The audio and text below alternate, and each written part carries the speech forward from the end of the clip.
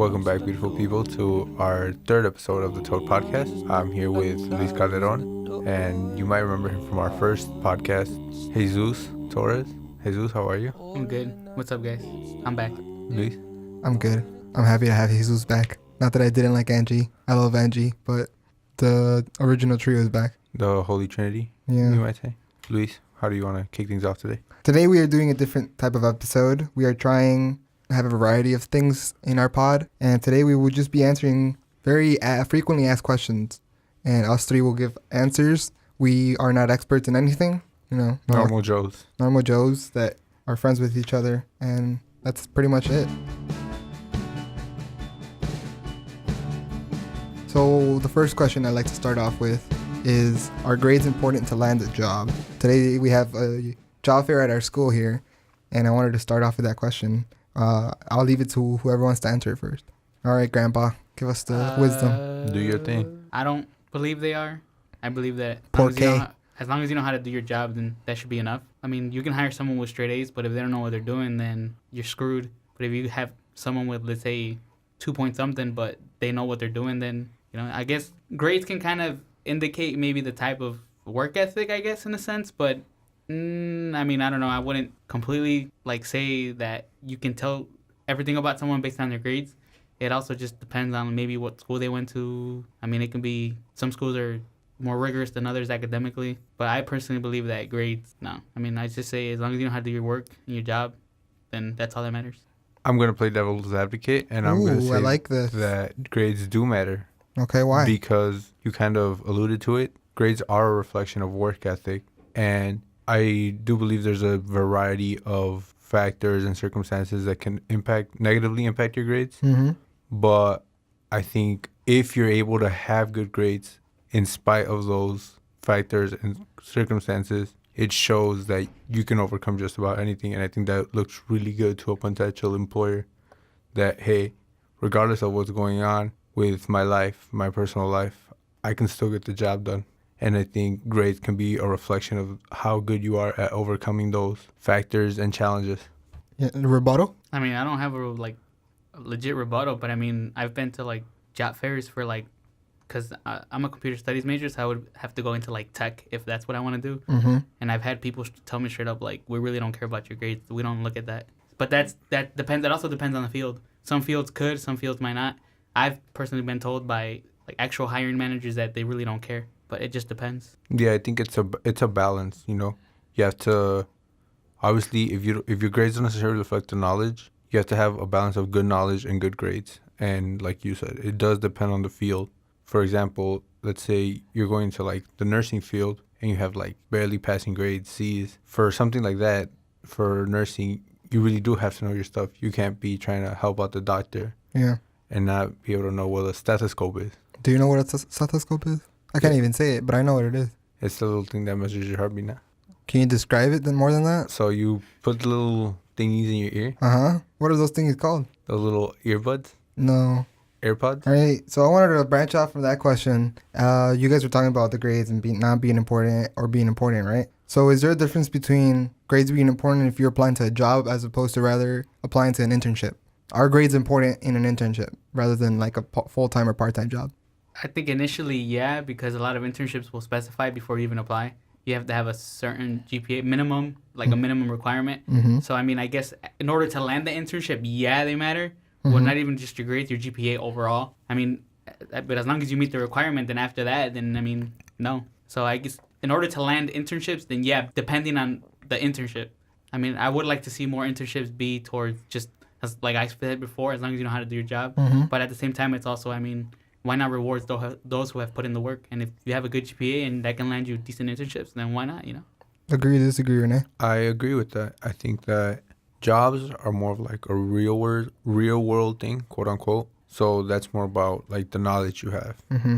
But for internships, they're more about just gaining experience. Mm-hmm. And like Jesus mentioned, you do have to have certain requirements. And that's why grades are really important for internships, to gain that experience. Yeah. Having bad grades doesn't necessarily stop you from getting a good job. So you're telling me that my 5 internships aren't real world jobs, so I'm not a worker? Thanks, dude. their experience. All right, next for- question. We want to ask, this comes from actually a friend of mine who said, can anyone recommend me some good hobbies that don't get you to think too much time about yourself? So hobbies that you can do where you don't find yourself having the time to think about yourself while you're doing them. This is more of a mental health question. I wanted to hear from you guys. I mean, one of the things I love to do is just kick a ball around, play some soccer. Mm-hmm. I find that when I'm running for X amount of minutes, a typical soccer game is 90 minutes, but Thanks. my fitness levels aren't that high, you know? So Can't say why. when you're playing soccer, I'm rarely thinking about myself. I'm thinking about it's one of those in the moment hobbies. It's an Mhm. intense in the moment thing where you're really not thinking of anything other than where do I pass the ball? What do I have to do? How do I have to do it? You know? And it's just something that really keeps your mind occupied. Grandpa? I would just kind of go with the theme of doing something, staying active. Like and what? Run. What do you do? Running. So I like to run. Run So, where? I mean, outside. From a problem? I mean, in the city. If you live in, if you live in Chicago, take advantage of. I mean, Well, don't take too much advantage because, not every street is nice. well, no, I mean, but you can go to the lake. 79th and Essex. You can run around yeah, I guess. But I mean, you can just. I like to run, so stay active, run, or exercise. You can go to the gym. Just Okay. stuff that can get your mind off, like you said, not thinking about whatever it is you want to get your mind off of, and you get to relieve stress, and you get to get in shape or stay in shape. Nice. Anything to add for that? No inspiration out of his answer? Yeah, I mean, if you're running, if you're like in the hood, just make sure you're running from the shooters. Running from the shooters. Is that a hobby? The minute you hear shooting, you go outside and you go, let me time to shine. This is what I've been practicing. Added motivation. No, Yep. but if I'm walking outside and I hear gunshots, I'm You're running. ready. You You're know ready. I'm running for my life. No, or I'm running back inside the house. Yeah, I'm not going back But outside where the either shooting's way, happening. either way, you're running. So that's what we're going at. Just run. Okay. This is more of a social skill question. This is how to get better at having friendly banter with people in my office. Oof. How to get better at having friendly banter? I mean, just being friendly with people. I guess joking around. How do you make that? How do you take that step with someone in your office, a coworker, an acquaintance? You kind of have to have the formalities first. You have to know. You have to have a sense of who they are. If your banter is usually sarcastic, and you have someone who Don't look at me when you say that. I was thinking of you. That's fine. You don't have to look at me. If your banter is usually sarcastic, and you have someone who always takes things to heart, Mm-hmm. that you can see right there that having sarcastic banter isn't really gonna work with that person. Yeah, that's why we don't really banter with Jesus that much. So if it's like you have to have a certain Level of trust. level of trust, level of You're welcome. familiarity with that person. Hey, I wouldn't have said that word. Good for you, dude. Thank you. I was reading the dictionary. You pulled it off. All that Scrabble is paying us off. Jesus, being the eldest. I going with what Renee said. Just Oh, fuck off. Say something new. test the waters. I mean, what else are you gonna do? You have to test the water to see how the person's gonna react. Go from there. If they react well, then you can maybe take it up a notch, or get a little bit more personal. If they don't react well, then maybe you can try to banter in another way, maybe another topic. I don't know. I just like to fuck with people. Not coming at people personally, but kind of just Bullshit. bullshitting with each other. I don't care if people tell me shit. It really doesn't fucking bother me. I mean, I usually let people fuck with me first, cause then I know that it's they're gonna roll with the punches. He gets told something, he goes cries about it, and then comes back and goes and prepares his rebuttal, his comeback. He thinks about his rebuttal while he's crying. Mm-hmm. Yeah. So How am I gonna get this fucking person back? But then again, also, that's just who I am. I'm laid back. I really don't give a shit. I think I with both of you guys, the first time I said something past the friendship line that was testing the waters. I guess I'll use your example. I think I knew little of both of you, so I didn't really care. So I mean, I guess that speaks just because of my personality. But I didn't know that Renee lived on the east side by Indiana, or that Jesus lived 2 minutes from my house. I was just I'm coming at both of you. According to Angie, I live in Indiana. Please get it right. I'm sorry. And then the second part of the question from the same person that asked this, he said, how do I give less fucks about what other people think of me? Well, Jesus was really confident on his, I don't care what people think. So Jesus, how did you get to that approach? I mean, I never really got to that. Don't fucking say you were born that way. I don't know. It's Shut the fuck up, Lady Gaga. Not even like that. It's Leave just one me of to those. the joke. It's one of those where you just I mean, maybe at first it kind of trips you out, but then you kind of realize who the fuck are you? You know, it's just like if I I'm say Louis. Who are you? it's just like if I say something like if I fuck with someone, right? Mhm. Like who the fuck am I to fuck with them? So if someone fucks with you, who the fuck are they to fuck with you? So just take it, whatever it is, what it is. If You know? if you fuck with someone, do you ask for consent first? Always.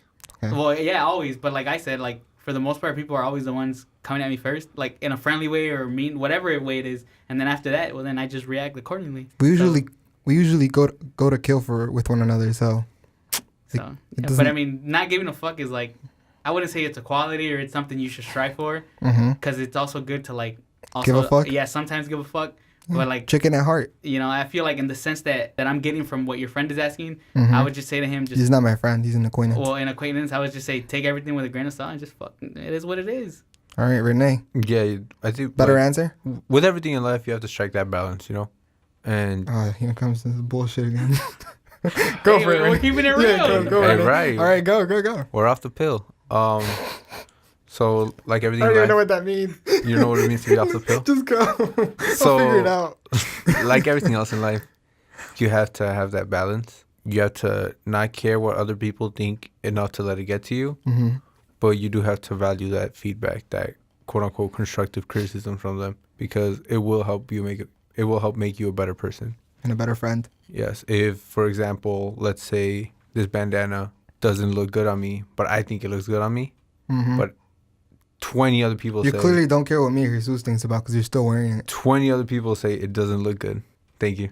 You're welcome. Then I'd probably be like, hey, let me rethink this. Yeah, but you don't care. But I don't care.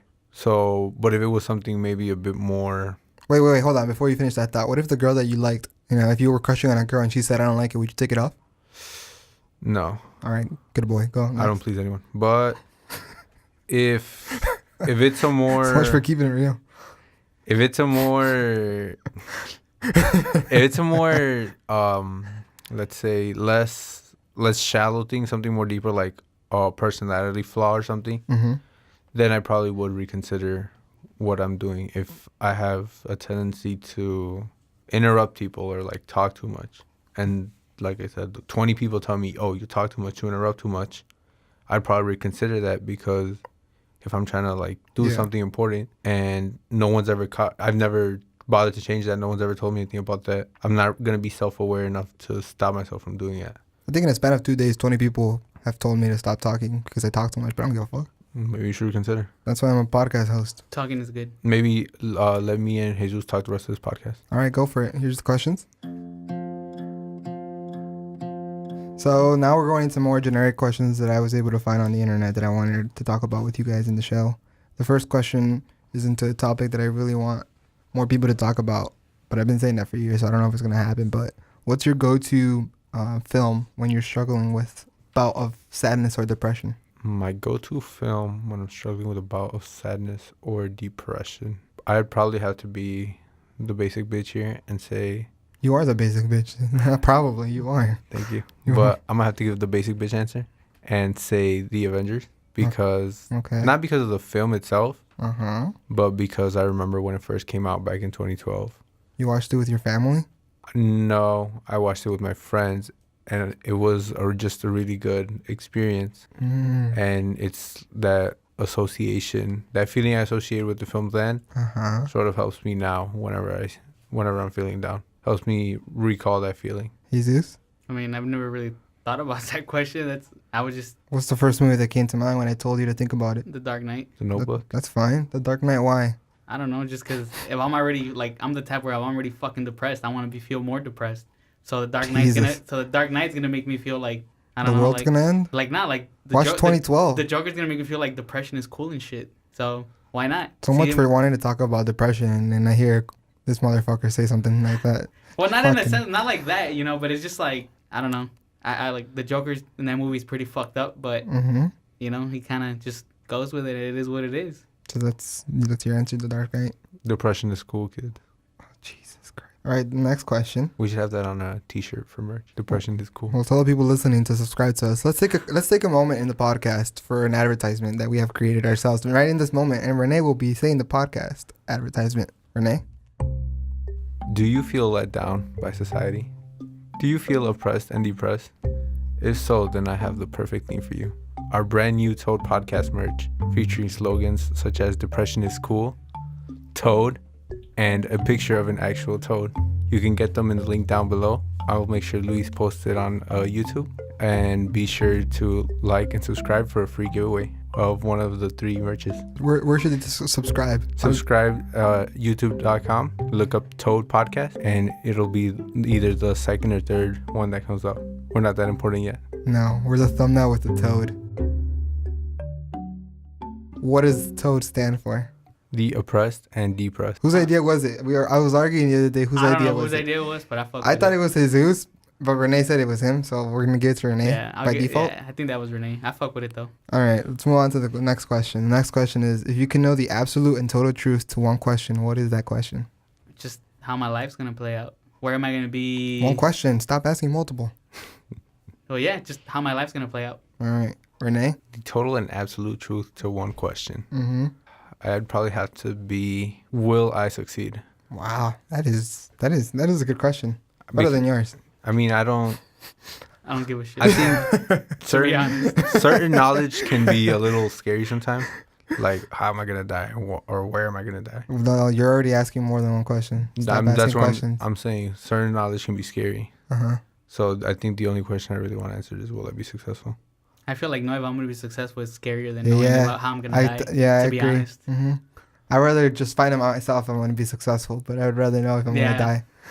Well, To each fair their enough. own- Yeah, to each their fair own. enough. All right, let's move on to the next question.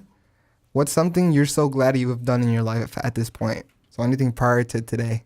What's something you're really glad you did that you probably thought you weren't never going to do, but you did it and you're happy you did? What would that be? I mean, just being here in college, 1 year away from graduating, because I've always been, I don't want to sound cocky. If you know me, you know that I'm probably not cocky, but I've always been a bright student, Mm-hmm. but I haven't always matched that brilliance to my work ethic. Okay. So there was a time in high school where I really thought I wasn't going to go to college. But St. Xavier, for whatever reason, accepted me. For whatever reason. For whatever Don't we have reason. like a 92% acceptance rate? Maybe that's what it was. Hey, but But I- you got in. I was accepted. I got in. And I mean, now I'm here, And you're 1 year away. 1 year away. Jesus, what about you? one thing that I'm glad I've done so far, Mm-hmm. learn from my mistakes. Okay, what's one mistake you learned from that you're happy you learned from it and not repeat it? Not that you didn't repeat. Don't be afraid to put in work. Just put in the work, and everything else is gonna come after that. Stop being lazy, or stop banking on your strengths and then to counter your weaknesses, and kind of, you just gotta go both ways. So Are you taking a shot at Renee right in no, front no, of him? no. I'm Come on. kind of going with what he's saying. It's one of those where like, I feel you this got to match your brilliance, with your weaknesses. If you're just banking on your brilliance, it's not gonna work out. What would you call this? A sub-reply? A subliminal. Subliminal? No. Just don't be afraid to put in the work, and then just We'll do think it. of it. Just at me, bro. At Toad Podcast on Twitter. And let's move on to the next one. What would 15-year-old you think about current you? I know the for Jesus is a long time ago, but Renee, I like to go with you first. Let 15-year-old. Jesus think about it. He has to think a lot back. Let me take a trip down. All right, memory Jesus, lane. what do you have thoughts on this question? 15-year-old you. Damn, that's a good question. Thank you. I mean, what grade are you? What were we? Freshmen? I think you're in high school. Freshman in high school. Sophomore, I think. Because Sophomore in high school. you're like, what, 13, 14 in 8th grade? So it depends on your age, too. But we're not going to put out our age like that. Fuck. Damn. I think I'd be really proud of myself Mhm. where I am academically and as a person. Mm-hmm. But there are certain aspects of my private life that 15-year-old me would be very disappointed with. We won't talk about those. I feel like overall, 14/15-year-old Oh think of my me would God. be. It's you. I would say- I pleased you already. I said. You pleased him already? Shut up. That's off the mark, off the record. I would say Leave it on. just Leave it on. shit. Like I don't know how to word it. It's okay. I would just say that keep doing what you're doing, and the plans that I had back then, even though they changed, it's Uh-huh. like everything happens for a reason. So it's And- you do you. Yeah, but yeah, just that. You're welcome. Nothing to add after his beautiful quote, you do you. Who said that? I did, but Abraham Lincoln? no, it was George Washington before he died. Okay. He told his wife, you do you. I mean, you can't improve on a good quote like that, No. Next question would be, what social stigma does society need to change? Oof. Do I only have to give one answer to this? Only one, I have for like the a sake whole, of the conversation. I have a whole bucket list. I know everyone does. Yeah, I'll let you go ahead on that one So first. social stigma, I think, needs to change. Mm-hmm. If I had to say what the most important one, the most pertinent one would be, if I had to pick a social stigma that society should change, it's this concept of instant gratification. Okay. How Dive in. by instant gratification, I mean how everybody sort of expects everything within a relatively fast time frame. Mhm. And people don't really practice patience, and they want things now, because you can have everything now, as opposed to how it was back then. Mhm. Back then, you bought something online, you had to wait a while. Now they do express shipping and stuff. Yeah. You wanted to talk to someone, you had Jesus to is lazy ass. is you had to bobbing. call them on the phone, you had to send them a letter. Yeah. Now just send a quick text. Depending on who it is, they'll reply to you in like a couple minutes. If it's me, I'll probably do it in like a couple hours. Well, unless it's me. If it's me, you reply to me as soon as possible. Oh, of course. All right, Jesus. Jesus, what about you? Damn, I'm still thinking. Well, Because I've, like, Renee has a bucket list. I don't. you want me to answer all the previous questions and while you think about it? Yeah, go ahead. All right. So the first question, my answer would be my go-to movie with struggling with depression is Pride and Prejudice. Come at me. It's my favorite movie of all time. Continue. The second question about the absolute and total truth. The one question I would have is what happens after death. The question about something you're glad you did. I'd say to decide to come to SXU instead of try to force my way into another school that I didn't apply to. My 14/15-year-old self would be really happy that I'm still pursuing school because I think when I was around 15, health wasn't in the best of places. So I didn't think I'd graduate college, let alone graduate with honors. So that's pretty cool. What social stigma does society need to change? I would say that mental health isn't the stigma around mental health in general, especially the thought that we care about mental health. We don't. We just talk about it when it's on the news. Depression is cool, bro. Come on. And this comes back to you. This comes back to you, Jesus. What is the social stigma you would change? I think to kind of make up for my ignorant comment that I made earlier about depression being cool, which I wasn't trying. Like, I didn't mean it literally. It's just that's a story for another day. I would just say, yeah. I feel like I kind of know. I what think you meant. maybe change that stigma around mental health, especially like within the Latino community, because I mean we're all Mexican. Oh yeah. You know, and That's it's a like big one. it's one of those where like let's say one of us came to our parents, right? And our parents, I mean, based on our conversations, they're pretty open minded about pretty much everything. But I think even then, like if one of us came to one of our parents, right, and we said like I'm depressed, whatever, you know, it's still they'd probably understand, but at the same time they'd also kind of look at it like, well, like what the fuck do you mean you're sad? Like you know, like they wouldn't fully understand the concept of it or the idea of it, and they try to help us about it, but they'd also kind of question and be like, well, why?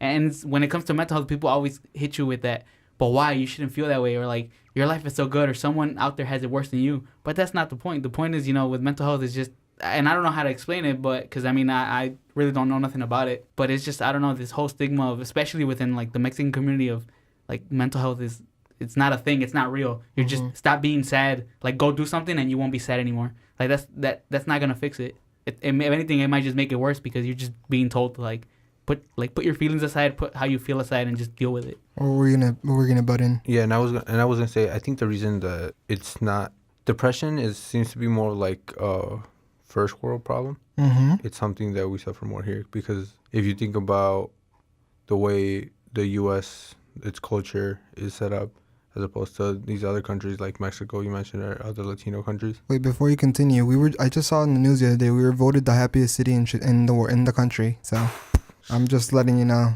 I'm underperforming then. Yeah. Don't even get started with me. So go on. But yeah, I think the way the culture is set up here, we can recognize depression more because we're also more, I don't want to sound like stuck up or anything, but Americans are like smarter, quote unquote. I'll put that in quotations. Big quotations. Big like huge. quotations. Like, yeah, big as fuck. Yeah. So yeah, I think and I see a parallel between this issue with depression and like in Mexico. I know that my parents growing up, the parallel I draw would be with health and how nowadays everybody's suffering from like diabetes, or you have to eat right. We all have at least a health thing. You have to eat right and everything. But growing up, my mom would always say, oh, pues yo freía mis tortillas y me las comía con chicharrón. As long as they weren't in milagro, you know? Right. You got that extra meat on there. Yep. But nowadays, if you eat a fried tortilla with chicharron, you're pretty much asking for a cardiac arrest. But in Mexico, they grew up eating that, and it was okay. There was sort of that blissful ignorance to it, Yeah. to the problem. And I think that's kind of what they have. They have that blissful ignorance to depression. You're saying who's the one with the blissful ignorance? The people Who who you're referring don't, to? the Latino community, Okay. the culture, not community. Would you say it's the much older generation? Yes. Are it's definitely- our parents, grandparents? Yes. Okay. Because as the generations have progressed, Mm-hmm. I think depression has become a more prominent problem. Low-key, I wrote a paper about this like a week ago. Plug it in. No, I'm good. I don't know what I got on it. Publish your paper. So I wanted to take the time using what you both mentioned with Jesus's Latino community intro about how parents see the mental health as like, oh, you know, if you're depressed, you know, why are you depressed? And then using you with the older generation thinking. So I suffer from major depressive disorder and anxiety, severe anxiety or generalized anxiety disorder. So when I was diagnosed and I had talked to my first therapist and my parents were told of my mental illnesses that were diagnosed by this qualified person who knew what they were talking about because they studied this for years. In order to be in that position of diagnosing, my parents, when we arrived home, asked me why I was depressed. I was smart. I would make jokes at home. I mean, my personality is that type of person. I would get asked, you know, why am I sad? Why am I sad? What makes you sad? You know, what is there sad about? And as months kept going of therapy, sometimes I would try a medication, but that would never end up working. But I would still get told by my parents, why are we still taking you to therapy? You know, all you have to do is just change your mindset. Tell your mind that you're not sad and that's it. Why would you be sad? So I get like the questions and the thoughts that Jesus was putting, I completely understand because that's what I would get. This is the 11th year. When it started 10 years ago, I got those questions. I completely understand. And I mean, I don't think it's a Latino community problem, but it is big on us because of the culture we are raised in, and they were raised in, and their grandparents and their parents were raised in, and so on. Where there's different ways of thinking, and in our thinking, our generation, it's more progressive and more open-minded. But if you talk to your parents like mine, they have changed, not a completely 100% changed, but they don't ask me those type of questions anymore. So I completely understand. So I think both of you, the comments that you made are experiences that I went through, so I completely understand. And yeah, just my final statement would be depression is seen as more of a mood to the uneducated, whereas to us, it is obviously more of a mental health problem. Yeah, and we'll probably can definitely talk. We can focus on a whole episode of mental health. I completely understand it. There's just being in the Latino community, mental health is a big issue that we need to address in a completely different way than we already do. But moving on to a more upbeat question. Let us know in the comments what you guys want to hear of in the future from us. Are you for or against the legalization of marijuana? I feel I can go ahead and go at this first. Wrong with it. I'm in favor of it just because, I mean, it would create more money. I mean, they're going to tax the shit out of it. And if people are willing to pay for it, I mean, yeah, we're in Chicago. It's fucking corrupt. I mean, is that money going to be used for anything good? I don't know. I doubt it maybe to a certain point that it will. But at the end of the day, it's one of those where, like, just make it happen. Like, it's 2019. Other countries and other cities are doing it. Yep. It's making money. So if people can buy alcohol and cigarettes, why not weed? You know? It's just get with the times and might as well make some money out of it. And if it can be used, if that money can be used for anything good, like education, roads, or whatever, I mean, why not? It's just fucking do it already. As much as I'd like to disagree, I'm gonna have to agree. No, you wouldn't. But it's for different reasons than what okay. he stated. Okay. Look at back in the 1920s when Al Capone was the huge figure here in Chicago. I hope you're right. He was running. I don't know. I don't know me either. I don't know I'm not gonna take the time to fact check that. Well, back in the Roaring 20s. Back when He's positive. Back when Al Capone. I know my history. Go ahead, go. Back when Al Capone was running the underground alcohol trade, what was the big hit to him when alcohol was legalized? I think I don't know. Tell us. whoever wants to stop if we want to put a stop to the major abuse and use of drugs and other things, we should start trying to make them not necessarily legal, but ease the restrictions. because it's this people. I'd argue that people only want to do certain things because they're illegal, because they know it's bad. Mm-hmm. You know, it's like if I leave a jar of cookies right here and I tell Jesus, don't eat the cookies, he's gonna want to touch or eat a cookie. I wouldn't unless there's milk. Oh, true, or unless they're laced. But I think that's the issue with Of course. drugs and marijuana. If people know they're illegal, and that's what makes them so appealing to Mhm. people. If you legalize that, you sort of take some of that appeal away. Okay. As a consequence, you'll probably start to see, I'd be willing to wager, you'd start to see a decline in the use, or Okay. maybe not use, but abuse Mhm. of marijuana and other drugs. Fair. Let's move on to the next question. What is the stupidest thing you've ever told a teacher or professor if we're talking on a college level, since we're all pretty up on What's the stupidest thing? the stupidest thing you've ever said to a teacher/professor if you've done it on a college level? Props to you if you've done it at a college level, dude. I think there's a lot of stupid things I said to teachers, professors. But what's the stupidest? But if I had to say the stupidest, Mm-hmm. I can't remember the exact context, Okay. but I believe I was in like 2nd or 3rd grade, Wow. and I said something. Young, thick Renee. Yep, I was eating. See, of course he was eating. I was snacking on something, and I said something about like, "Oh, you want some nuts or something?" Oh, to the Jesus. teacher. So mature. But I don't think they knew I had them on me, and they What? misinterpreted it, and I ended up getting detention because of it. Wow. So it I was in was trouble in 2nd grade. it was a misinterpretation of something I said that got me in trouble. Right. Take two. Jesus? Damn, I don't know. Like I'm blank on that one. Like I don't know. You've never I been mean, the I'm perfect not kid. saying I'm not saying I'm perfect. I'm just saying Uh-huh. some dumb shit because I say dumb shit like every day. Yup, you do. It's just I can't go back to like a specific time or moment where I can remember exactly like some dumb Alright. shit that I said. We'll do the same. I'll answer the previous questions while you think about it. We asked, I'm for marijuana. I mean, enough with this bullshit that we have medicinal marijuana, but we can't legalize actual, like, full-on marijuana. Cannabis. Just fucking do it. Come on. Fucking Pritzker said he was going to do it. It's going to take like 5 years to legalize it. And then what's the stupidest thing I've ever said to a professor? I think I called the professor in like 7th grade. I told her that she gave me a bad grade because she wasn't keen on my language, even though I thought it was fine.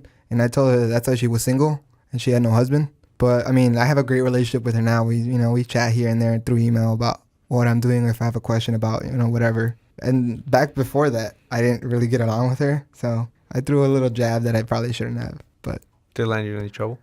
no. She like talked to me after class. She's like, "Hey, is everything going all right?" Like, it was that a moment of anger? And I was like, "Oh, it was a moment of anger towards you, but nothing else is going on in my life." And she's like, "Well, don't use that language with me." And I was like, "Well, okay, I won't. I'm sorry. I apologize." And I felt bad. Like, I gave her a gift at the end of the school year. She probably went home and cried that day. Probably. I don't know. I don't ask her about her private life anymore, even though we're cool and we have a good relationship. I mean, I'm not that savage, but like I still don't know what to say for that question. Like I don't know. All right. Well, you're gonna be the first one to answer this question then, Jesus. And the question is, what did you want to be when you were a kid? What did you want to be? I knew I wanted to be some type of professional athlete. I didn't know what sport. I just knew that I wanted to be Did you think you were gonna be really tall when you were a kid? No, I right away knew that I was gonna be short because like my grandma's really short, my mom's really short, my dad, like pretty much my entire family on both sides is really short. So like I knew that probably 8th grade was gonna be my tallest, But I mean I was cool with that. Fair enough. You But know, you thought you were gonna be a pro athlete. Of anything. I don't know what sport. Like I just knew that I wasn't for sure gonna be one, Yeah. but I knew I wanted to be one. Okay. But that's like That's that nothing was- close to what you're pursuing now. But I mean, what kid doesn't, what sees like LeBron James on TV or Kobe and they're like, damn, I want to be like that. Or like with like a lot of kids now see Messi or Ronaldo. Messi. I want to be Messi. But I mean, every kid. Some kids want to be firefighters or cops or doctors. I wanted to be a professional athlete. I want to Renee? be Bale. Bale is always on the. He gets paid to do nothing. He's always injured. But growing up, I wanted to be an architect so bad. I love How finding, bad? When you say it's so bad, what do you mean? Like I really thought I was gonna be an architect growing up because I can be a little stubborn. Did you know the difference between being an architect and just being an artist? Yeah, I knew that, At that age? there was a lot of blueprints involved. Okay. There was a lot of on-site. Like I researched being an architect, Yeah. and I think because I want to be an architect so bad because I love finding creative solutions to problems. I'm a very creative person. Sure. So We'll give you that one. Thank you. Well, the reason I was discouraged from pursuing architect further, though, was this research project I did in, Oof. I want to say, 8th grade, maybe? Academic. Freshman year. Academia, D&D wrong. It did. What It crushed happened? my dreams. Tell us about it, Renee. So when I was doing my research, I was looking at the pay. I was like, it's always about Of course the money, you you were. know? I was What are you looking doing now? I was business administration. I'm all about that shmoney. So I found that for one thing, the pay started off at like, I believe it was like 70 or 60,000. And for someone who can be as ambitious as me, that just doesn't seem like enough. But the main thing Watch out. the main thing that wasn't the money that discouraged me was the fact that I realized architects had to have like an insane level of organization. You're a messy kid. And organization isn't my thing. Yesterday you thought you left what was it? A coat hanger. hanger, and it was in your book bag the whole entire time. You made a walk back to the office. So it was that whole organization thing. I'm more of a controlled chaos type of person. I wanted to be a psychologist from the minute I knew about it. So that was my one and only dream. Is it my dream now? I guess it is. I don't know. I'm really not worried about my future yet. We graduate what did you say last time? How many weeks? 7. 7 weeks. I'm not, whatever. I'll worry about it in 7 weeks. Me So, so the next question, the second to last question for the episode, we have, what is the best way to move on after the end of a serious relationship? I think we've talked about it in the office in different like intervals. I think me, you, and someone else spoke about this, and then me and us three spoke about it, about Renee being the focus of the conversation. We've at least had one serious relationship in our lifetime, at least one, all of us. So how did you move on from that relationship? What's the best advice you can give to anyone out there that's brokenhearted right now? The best advice I can give to any heartbroken lads out there is to way to single out a whole gender. Lads. lads or laddies. Is it laddies or lassies? I think it's lassies, Any lads or lassies out but there? I'm not even gonna suggest saying. Just saying. The best advice I can give to any lads or lassies out there is, I really hope you're wrong. I hope I'm not, is to, it sounds so basic and it sounds like, oh my God, everyone says that, but it works. What is it? Keep the Just talk to your friends, talk to people you trust, someone you count on, and just kind of like power through it. It's what like if the person you broke up with was that person? You should never be so focused on one person Perfect. that Answer. you cut off everybody else. Nice. If you do that, You passed the test. Thank you. If you focus on if you focus all your time and energy into one person, Don't. That's not a relationship. that's not a relationship. First off, second off, that's then why you end up feeling so empty and why it hurts more. You have to learn to. If a relationship was a business, you have to learn to diversify your investments. Oh, Jesus. If you're investing all your money into one business and it goes broke, Okay. then You're You're left broke. Yep. Yeah. but if let me put 60% of my money in this business, So 60% of the relationship. 60% into the relationship, but then let me do like 5% over here, 10% over here. With the same person? No, with different people. Different people you trust. Okay. By these different people, I mean friends. Thank you for clearing that one out. By these different people, I mean friends. So Okay. you have your main relationship, your strong relationship with your significant other, but then you also have to make sure you have friends. Don't neglect them, because if/when that relationship In this case, it ends up ends. going sour, then you can talk to them and they can help you. You have a through base, it. a support system. Yep. Jesus, wise one. I think I would say just I swear to God, if you say the same regardless bullshit. of what people say or think, I would say just take the time to be fucking sad. Get all the sadness out of you. Cry it out. You know, cry it out. Do what you got to do. Yep. You know, Ladder, lassie. it's not the end of the world. There's Unless it is, then you should be. Unless they were your old. Oh, shut up. Let the wise one. He's gonna get mad at us. Come on. no. It's just I don't know. It's just one of those where like I mean, there's gonna be people there for you. Hopefully, you know, like you have family, you have friends. Like just also like I'm not saying just completely go like and just be all out there. No, like take the time to like be to yourself, get your thoughts together and all that. But like you know, if you want to be fucking sad and listen to like los fucking Bukis or los Temerarios, do that shit. You know. Or if you want to listen to some like sad ass, like you want to Some be Tyler? you want to Drake, go Something ahead a and little Drake. more modern. Just get it out of your system and realize that it's not the end of the world, you know, and everything happens for a reason, and you're gonna be all right. That's a fair answer. I mean, it was half of what Renee said, but then you put in your own input, so that's good. So, what did you do specifically, Jesus, in the serious relationship that you've had, or at least one of them? Just What did you do to move on? cry it out, you know? Feel sad if you want to feel sad. That's That's what what I you did. did? I felt sad. If I wanted, like, let's say I felt sad today, fuck it. I felt sad. It is what it is. But I mean, eventually, you know, you wake up and you realize, like, fuck, like, hey, you know, I'm not sad Why am I? anymore. Why was I crying? Why was I so fucking stuck up on this shit? Yeah, you know? So, you know, Mhm. but I mean, there was also, like, you know, family was there for me, you know, my mom was there. So, like, you know, you go out, you have fun, you do what you got to do. You know, it is what it is. I think the most important part in both of your responses, but specifically picking on Jesus' answer when he said, "Take the time." Not everyone moves on the same amount of time. Like, it doesn't take a specific amount of days, weeks, months, or years. You know, like, there's a healthy moving on process where, you know, you can still think about the person and like think and like oh, you know, they came into my mind. But like, and then there's the unhealthy where it's 20 years and you're still fucking sad about it. Like, nah. Like, Like- Being a psychologist, Luis, have you heard of this thing called the golden rule of date? Yes, I have, but I like your breakups? definition better. So please explain it to me, or explain it to the podcast, because the golden rule. So this I like so-called- your explanation the better. so-called golden rule Mm-hmm. is that if the relationship was a moderately healthy one, it should take you half the time you were with that person to get over them. So let's say you gone out. Like my first serious relationship was about on and off 3 years. So it should have taken me a year and a half to get over the person. But see, you mentioned on and off. Sometimes those on and off relationships can be tricky. Oh, it was 3 years. They can be tricky though because it's all that uncertainty in the relationship.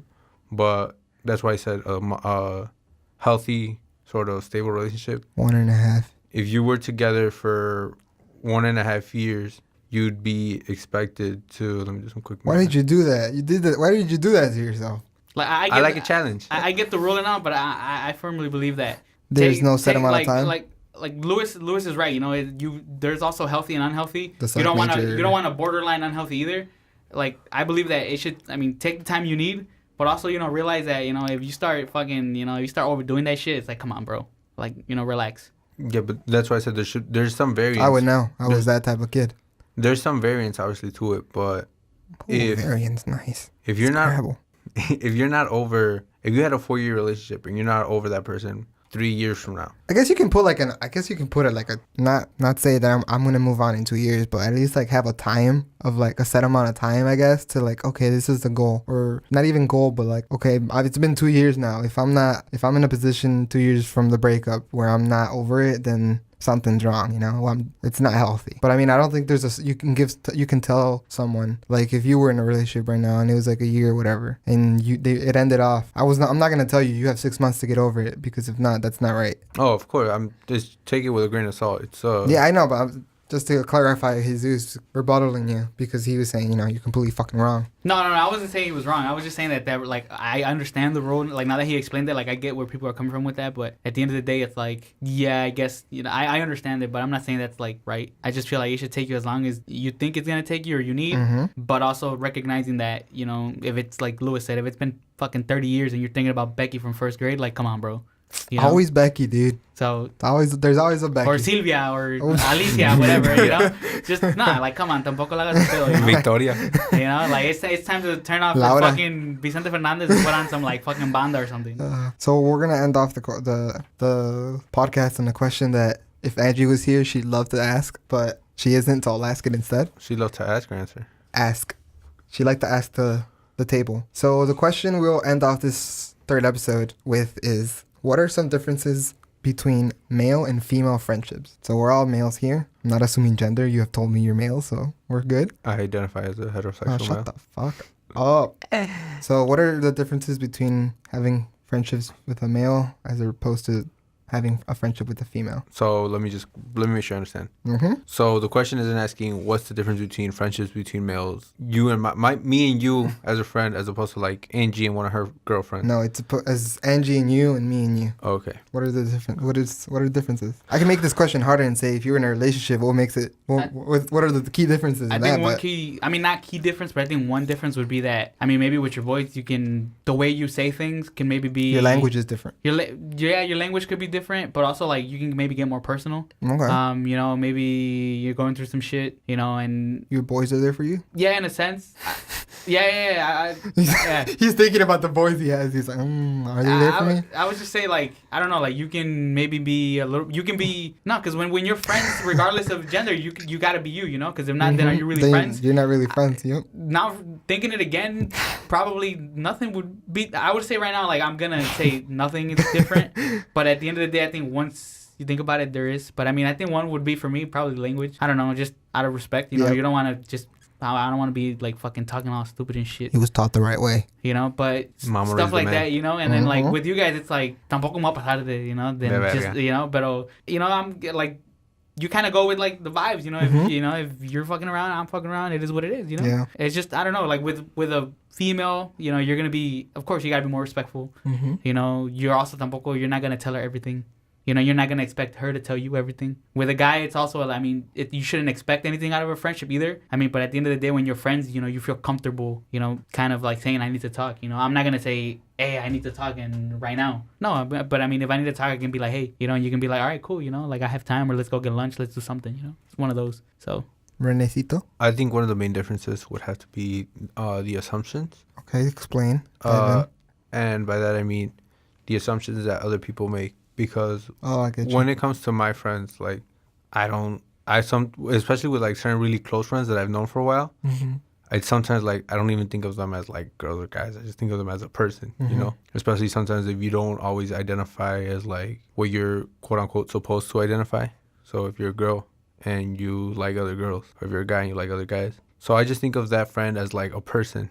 But if I'm seen talking with a girl, especially if she's one of my close like girlfriends, and we're like walking down the street, we go get ice cream or something, and people see us, and especially if it's someone I know who knows me, they're like, oh well, he's probably trying to talk to her, or he's probably trying to do something. And it's those assumptions people make. So for me, I don't think it depends more on how close I am to you and how much I trust you.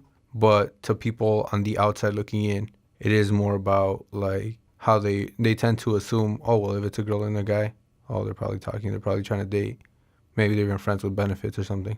But if it's a guy and a guy, for some reason they don't assume that, because it's like Their first thought it's is a lot less they're likely. They're together. Yeah, I mean, that's also a whole different conversation that we can have about stereotypes and the whole and also, yeah, I LGBT think you're kind community. of going more towards like societal assumptions, and that can also be another.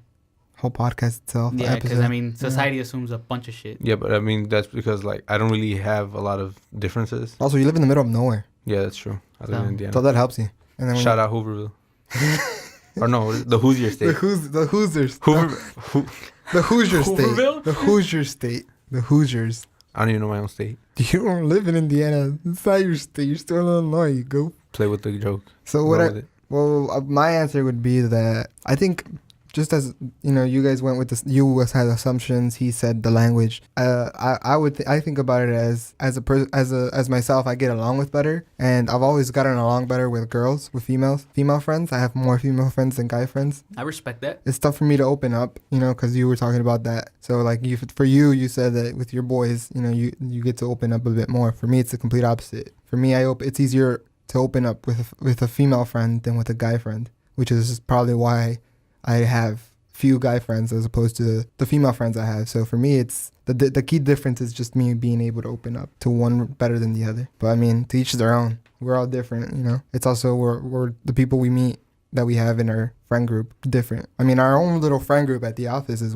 it's us three, and then the rest are girls. It's like what, 5, 6 or 7 girls in the friend group that we have, and it's us three as the only guys. I mean, it's all girls aside from us, there's no other. And the regular- one specialist who may or may not be a special guest in the future of this podcast, he's the only other male we have. So I mean, we do come to a school where there's like 6 or 7 girls to every guy. So The ratio is like it's 7-3. It's something like that. I don't know. I don't know. All right, yeah, I think I did this. Like I looked this up for a class. I think Zane Xavier is like 6 out of 10 is female. So there you go. It's like Target. The female to male ratio is that, it's kind of a little. And yeah, we're all alone. There's an imbalance a little there, off but balance. Yeah, but It's a good one. I'd like to end this episode of the podcast with a special message from Renee to our loyal fan base and what you should all be doing to help increase this fan base and put our name out there. Renee, you have a couple words for the fans. So if you stuck around this long, you made it to the end of the podcast, shout out to you. You're a real one. Thank you. To help us grow, you know, if you like what you're hearing, you like our views on things, you like how we chop things up in here, then And chop our edits. feel free to like and subscribe. Your feedback is very important to us. So if you know any of us directly, if you hear about this through a friend, please let us know what you think of the podcast, what we're doing right, what we're doing wrong. Leave a comment, you know, hey, I want you to hear your opinion on this, or can you guys try not to talk about that? But this podcast it's us giving our views on things, but it's mostly for you guys. That's why your feedback is so critical and we value it a lot. Like I said, you can either reach out to us directly if you know us, you can leave a comment, you can find a way to let us know what you think. We want to hear your thoughts and your voices. And if your point of view is different from ours, you know, comment, you know, let us know, because that's what it's all about, just talking it out. We love discussion. So, anything else you want to add to that, Jesus? I want to speak for myself on this. I don't know if you guys want to come in on this, but like the stuff I say, the shit I say is not 100% all the time.